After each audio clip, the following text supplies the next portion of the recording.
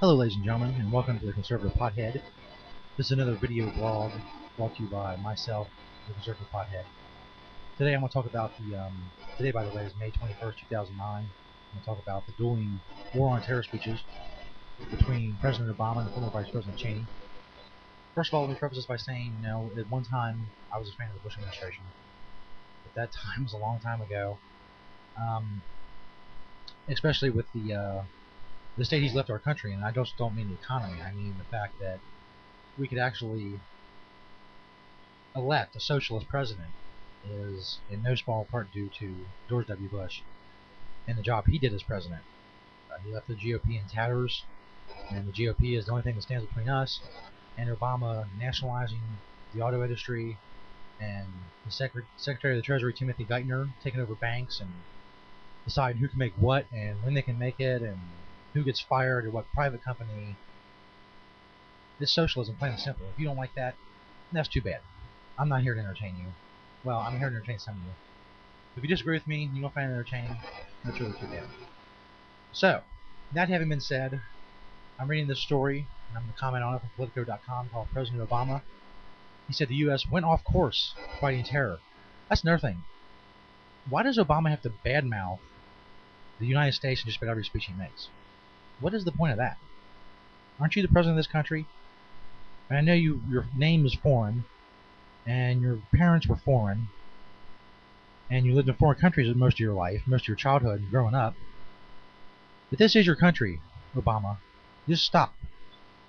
If you don't have nothing nice to say about the U.S., shut your friggin' mouth. That's what my mom always used to say anyway. So anyway, the story says, President Barack Obama declared defiantly Thursday that the U.S. went off course in fighting terrorism over the past 8 years, and has said his policies will better protect the country against al-Qaeda.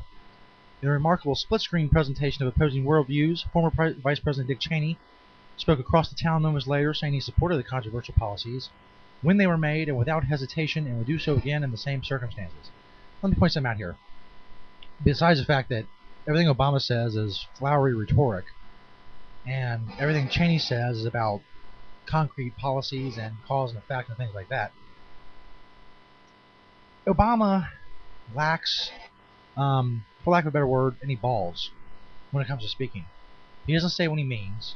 He doesn't say what he's going to do. He gives it this flowery rhetoric, and that's all the crap. And some people say, well, that's because his policies are not explainable. They're not defendable. But I think you can defend anything, especially if you're so-called a great speaker like Obama especially is. He's supposed to be like the greatest speaker ever, especially with his little teleprompters and his robotic swinging of his head back and forth to see what his teleprompter. By the way, I'm not using a teleprompter. I'm just talking. It's not hard. A chimp can do it. If a chimp could talk, he could hold a microphone and say things to it on YouTube. But I bet President Obama can do that. Anyway, Cheney said the point is not to look backward. A lot rides on our president's understanding of the security policies that preceded him. And whatever choices he makes concerning the defense of this country, those choices should not be based on slogans and campaign rhetoric, but on a truthful telling of history. Obama, in a major address at the National Archives, argued that waterboarding and other harsh interrogation methods did not advance our war and counterterrorism efforts. They undermined them. The president unblinkingly, methodically confronted a string of national security decisions that have drawn criticism from the political left or right. That sentence don't even make any sense. Those are the people writing for Politico.com. The president unblinkingly, methodically confronted a string of national security decisions that have drawn criticism from the political left or right. That doesn't even flow from the last paragraph. Anyway, he called the U.S. military prison in Guantanamo Bay an inherited mess. I'm whining about Bush again. Anyway, an inherited mess that has weakened American national security by providing a rallying cry for enemies. Now, this thought that Guantanamo Bay is a rallying cry for our enemies. What was the rallying cry before 9/11 then? You do remember 9/11, right? Obama and Vice President Cheney, former Vice President Cheney, both talked about it today. It was my 22nd birthday, by the way. I remember that week like it was yesterday. The whole week was just surreal. That day was surreal. But the point is that we say that, well, we're giving our enemies excuses to attack us. Well, what was the excuse of 9/11? It wasn't Guantanamo Bay military prison. That didn't exist. It was, well, I'll tell you what it is. Plain and simple. Let's be frank about this. Anyone who's not a Muslim in the Muslim religion is considered an infidel and must die.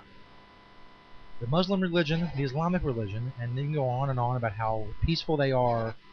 But the fact remains that the Muslim religion is violent and hateful. We're not part of the Muslim religion. I'm not part of any religion. But I'm definitely going to be part of a religion that says that people who are not of your religion just should be killed. Just kill them. They're not of your religion, so kill them.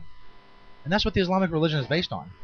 The most hateful, violent people in the world stand under the Arab, Muslim, Islamic banner. Case in point, people talk about Christians. You see how docile the Catholics were at Notre Dame when Obama was standing up there talking about we have to have understanding when it comes to abortion. And most Catholics don't see it that way. They don't think we have to have understanding when it comes to abortion. They think life is life, so on and so forth. I happen to agree, but that's neither here nor there. But when the President of the United States stands before them and says we have to have understanding on abortion, the Catholics sit there, they clap, and they thank the President for being there at their commencement speech.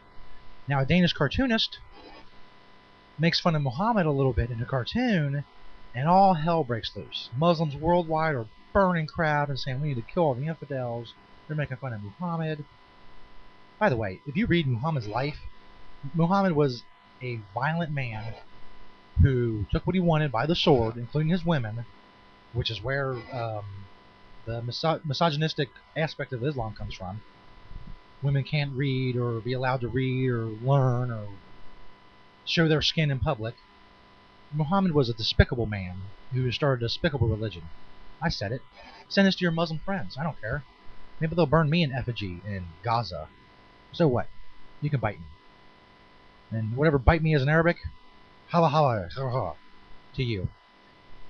Moving on with this story, after my little Muslim rant.